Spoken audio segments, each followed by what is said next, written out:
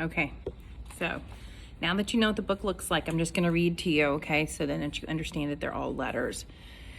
This is Mr. I.B. Grumpley's urgent letter back to Miss Anita Sale.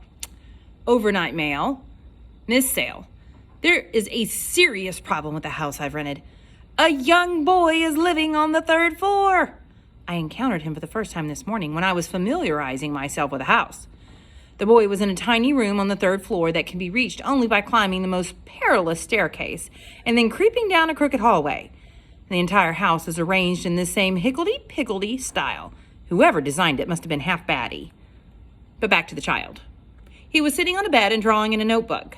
When I asked his name, he turned briefly to look at me, then resumed sketching. I suspect this boy is responsible for the anti-welcome party that greeted my arrival to this hapless hamlet. But never mind that. I am asking that you have this child removed from the house immediately. Also, there's a cat in the house. I'm highly allergic to cats. That cat must be removed. You may respond by letter. I have disconnected phone service to this house in order to minimize distractions to my writing. Yours in crisis, I.B. Grumpy. I.B. Grumpy. June 3rd.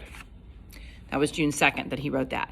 Now she's writing back to him. Dear Mr. Grumpy, if you had read the rental agreement, you would have seen the following clause. Clause 102. See?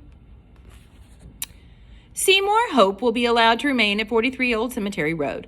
Whoever rents the property will care for Seymour and his cat Shadow for the duration of the rental agreement and return them both in healthy condition to Les and Diane Hope if they so request.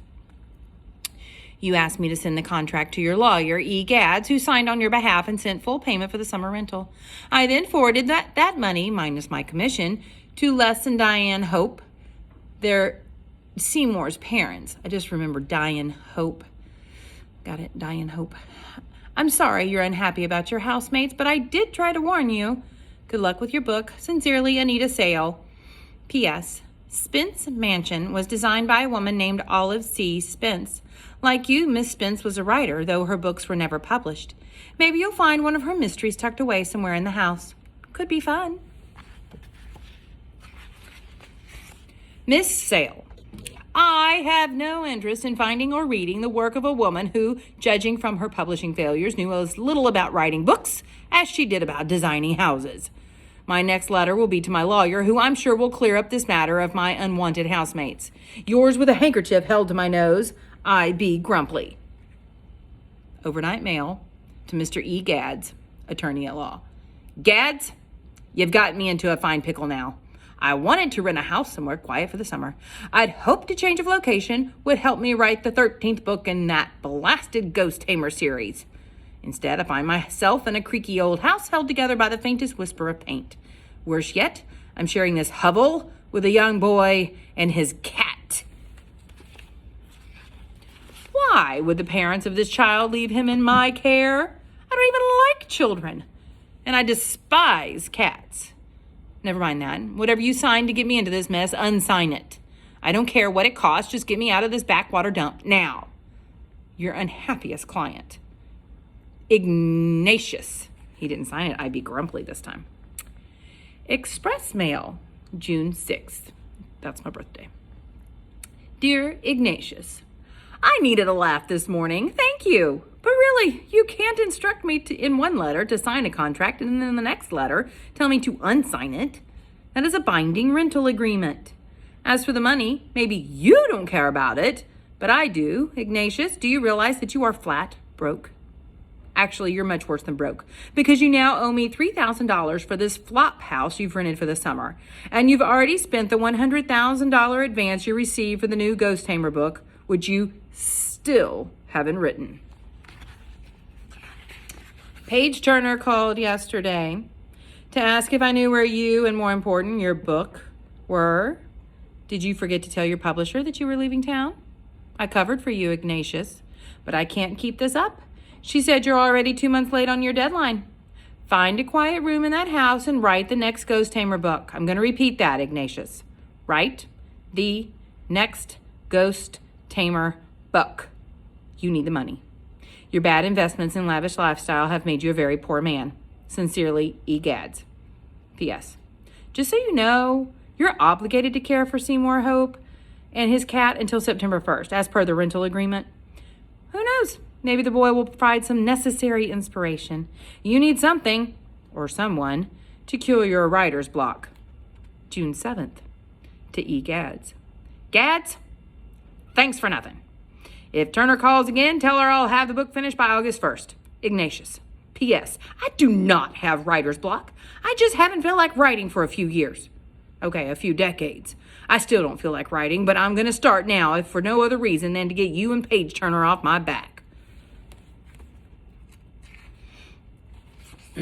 So he's starting. You ready? Book 13 in the Ghost Tamer series. Mystery at Old Cemetery Road. Bartholomew Brown returns, Chapter 1. The house was old and creaky. Had he known exactly how old and creaky, Bartholomew Brown would never have rented it for the summer. But rented he had, and so the famous ghost detective proposed to make the best of it. I suppose I can tame ghosts here as well as anywhere. Brown sighed as he stood on the front porch of the house and unfurled a tattered flag. It was the same flag Brown flew wherever he worked, a simple gray canvas with these words printed tastefully in heather blue. Bartholomew Brown, Ghost Tamer, inquire within. And then it's written, the next day Bartholomew Brown, crossed out. He, crossed out. It, crossed out. The, crossed out. When, crossed out. Ah! It's impossible to write with all those distractions. June 8th.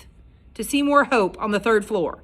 Seymour, because of my grievous oversight on my part, it appears we will be spending the summer together. As such, I wish to establish a few house rules. 1. You will not bother me when I'm writing. 2. You will stay out of my bedroom and bathroom at all times. 3. You will not lurk in doorways or dark hallways. 4. You will not pester me with requests for autographs or signed copies of my books. 5. If we must communicate, we will do so in writing. You may leave letters for me outside my bedroom door. Otherwise, you are not permitted on the 2nd floor of the house, which I have claimed as my own for the duration of the summer. If I think of additional house rules, I shall add them to the list. From the 2nd floor, I.B. Grumpley. And then he put an asterisk next to, otherwise you are not permitted on the 2nd floor, except as is necessary in transit to and from your quarters on the 3rd floor. Because he's got to go through the 2nd floor to get to the 3rd floor, which is where Seymour lives. June 9th, Mr. Grumpley. I read your rules. I have a few of my own I'd like to add. Rule 6, you will not tell me what time I have to go to bed. Rule 7, you will not tell me what to eat or when to eat it. Rule 8, you will not play old man music in the stereo. Rule 9, I won't ask for your autograph if you won't ask me to read any of your books. I've never read a Ghost Tamer book in my life, and I don't like reading. I'd rather draw. Rule 10, you can leave letters for me outside my room. Other than that, you're not allowed on the 3rd floor. No exceptions. Seymour Hope. And then it's got a picture of him. Wednesday, June 11th, Seymour. Good job standing your ground. This Grumpley character is a piece of work. And I don't mean artwork. Did you know the old coot is responsible for those dreadful Ghost Tamer books? I'm reading the whole series now. Imagine a collection of books about a man who thinks he can tame a ghost. What bonk? Love, Olive. Remember, that's the old lady that built the house, Olive. June 12th. Seymour Hope. Seymour, I must insist that you not bother me when I'm trying to write. The sound of doors slamming upstairs is most distracting. This must stop. Furthermore, you mentioned in your note that you hadn't read any of my books, and yet I saw a stack of 12 Ghost Tamer books on the dining room table this morning when I went downstairs for breakfast. Therefore, I'm adding the following to our list of house rules. Rule number 11, no lying. Firmly, I.B. Grumpley. June 12th. Mr. Grumpley, fine. I'll add this. Rule 12, no false accusations. I didn't lie, and those aren't my books. I suspect someone in this house has been stealing library books again. Hello, Olive. Seymour Hope. Seymour. Now listen here, young man. I've never stolen a library book in my life, and my name is Ignatius, not Olive. But I'd prefer you address me as Mr. Grumpley. In your communiques, losing my patients on the second floor, I be Grumply. Mr. Grumply, I know what your name is. I was talking to someone else. Her name's Olive, and she lives in the cupola. That's this part of the house. That part up there. She's a ghost, and she's my best friend. Sometimes she slams doors when she's mad. She steals library books whenever she wants. I'm sure she'll introduce herself to you when she feels like it. Right, Olive? Seymour Hope. Gads. Gads, you'll enjoy this. Seymour Hope, my summer housemate, is apparently trying to scare me away by claiming there's a ghost named Olive living in the cupola of this hovel. Amusing, no? The boy must take me for a fool. I begin the book in earnest tomorrow. Ignatius. Dear Ignatius, very comical about the kid and the ghost. Use it in the book. Speaking of which, your publisher called again this morning. I told her you were out of town on family business. She responded, What family? Grumply doesn't have a wife or kids. I don't think he even has any friends, does he? I replied that I was your friend. She laughed and added, Only because he pays you. I didn't tell her, in fact, that you owe me money. Ignatius, I've been your attorney for a long time. You have no bigger fan in the world than me, but I'm concerned. If you don't think you can write the 13th Ghost Tamer book, you must tell me now so I can start trying to wiggle out of that contract with Page Turner Books. Turner will insist you return the $100,000 she's already paid you for this book, but we'll try to work out a payment plan. Somehow. Let me know. Gads. Gads. Thank you for running interference again with Turner. I have every intention of starting and finishing this book. I am locking myself in my room to write as soon as I sign my name to this letter. I'll have this book finished before you can say boo. Ignatius. Book 13 in the Ghost Tamer series, Mystery at Old Cemetery Road, Bartholomew Brown returns. Chapter 1. The house was old and creaky. Had he known exactly how old and creaky, Bartholomew Brown would never have rented it for the summer, but rent it he had. And so the famous ghost detective proposed to make the best of it. After depositing his suitcase in the front hallway, Bartholomew set off to acquaint himself with the house that would be his home for the summer. He began in the front parlor. A tired-looking sofa rested on one side of the room under an oil painting of a grim-faced woman. Now there's a face that could wake the dead, Brown said. He stood in front of the portrait studying it until a mouse scurried across his shoe.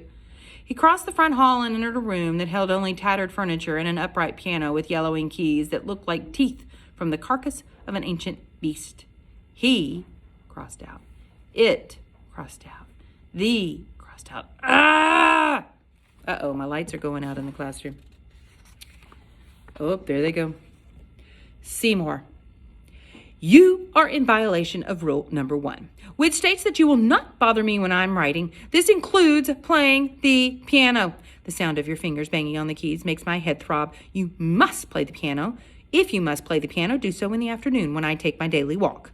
I be Grumply. P.S. If there is one excuse for the existence of cats, it is for the elimination of mice. Perhaps your cat could provide some necessary extermination services on the first floor. Mr. Grumply. That wasn't me. I don't even know how to play the piano.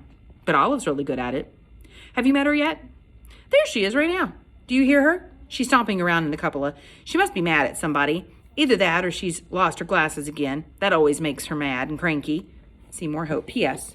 Shadow doesn't like mice. He likes Olive's cooking better.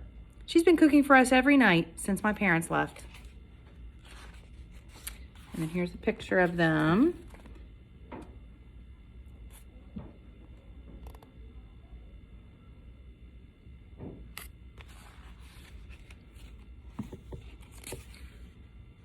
Let's see here. That might be a good place for us to stop right there.